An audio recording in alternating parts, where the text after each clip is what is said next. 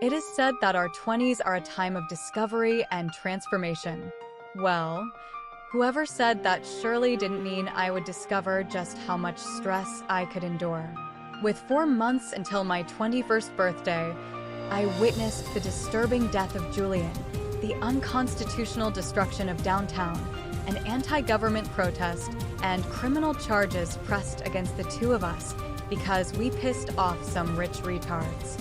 Asha believed that things would get better, but unfortunately, she was wrong.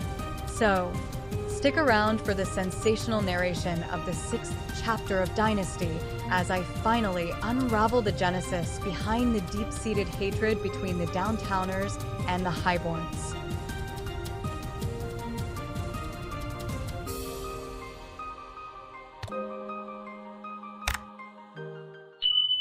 Just like in many countries around the world, Malandoria was ruled by an elected sovereign leader called a governor. Historically, governors of Malandoria maintained peace within the 3 states till this woman changed the rules. During her reign, she proposed the Resource Allocation Bill, which was quickly turned into a law by the Ironwood leaders.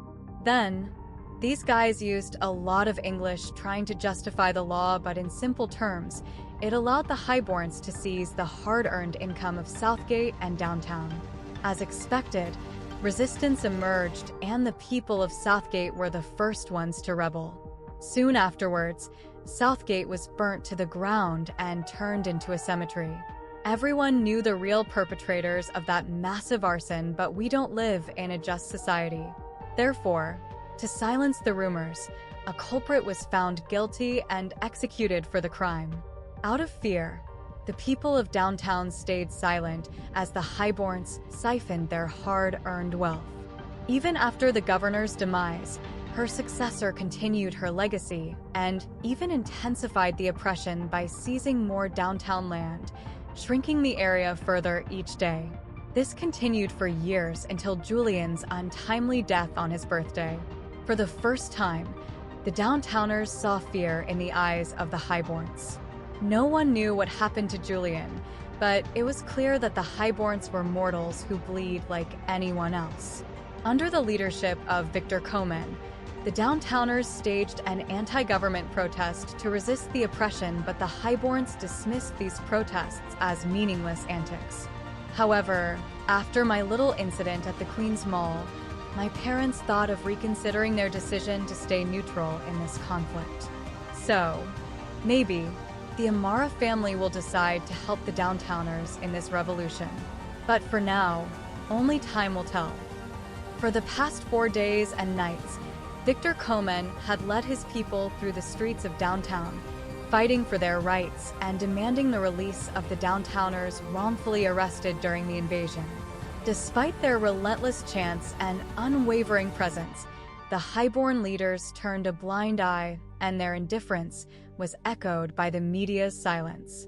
Instead of addressing the protesters' grievances, they arrogantly funneled the nation's funds into planning Julien's extravagant funeral to be held on a luxurious ship.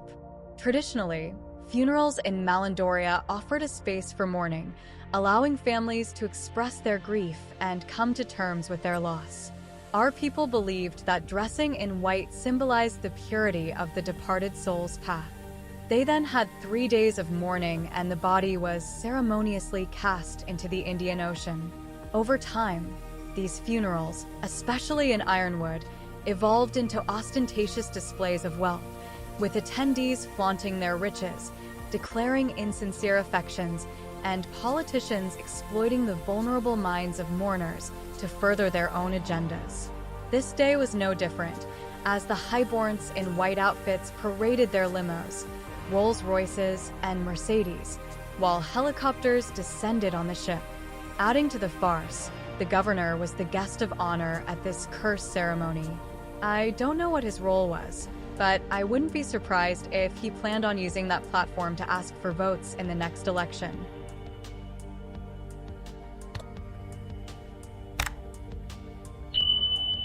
On the bright side, the funeral gave my dad a chance to chat with the governor and remind him about the dire situation of the Downtowners. though deep down we all knew my dad was just flogging a dead horse. Personally, I wanted to stay at the White Castle and have a girl-to-girl chat with Asha because she had a serious crush on my brother, yet she knew he was dating this French vixen. As much as I wanted her to be with Floyd, I knew she had no chance against this lady. Unfortunately, I didn't get a chance to tell her that because my mother insisted that I should support my big brother in paying his final respects to his best friend. So, my father, mother, brother, and brother's girlfriend boarded that goddamn ship. My brother was focused on mourning with Julien's parents. My father was waiting for the governor, and my mother kept a vigilant eye on me to ensure I didn't break anything or anyone.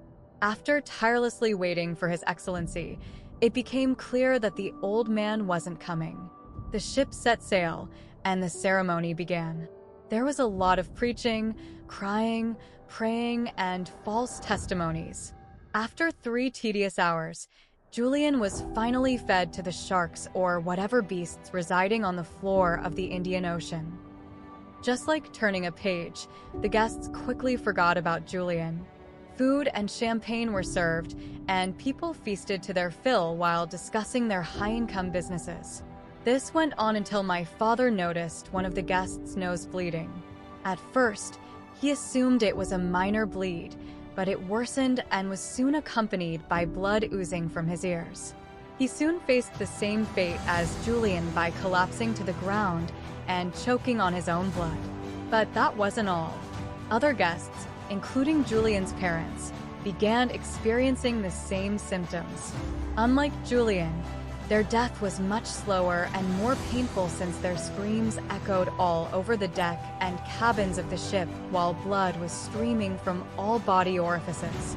During their last moments, they looked at my parents, hoping for a miraculous medical remedy, but even those rich doctors had no idea what was happening. They therefore watched as nearly all the guests on the ship met one of the most gruesome demise, leaving the once pristine ship a bloody mess. Ironically, my family and Carmen remained unscathed. As we exchanged bewildered stares, we spotted another ship disappearing into the western horizon and an ominous bouquet of black lotuses floating in the waters of the Indian Ocean. As the midday sun cast its long shadows over the blood-soaked deck, a chilling realization settled in that whoever started this game had no plan of stopping.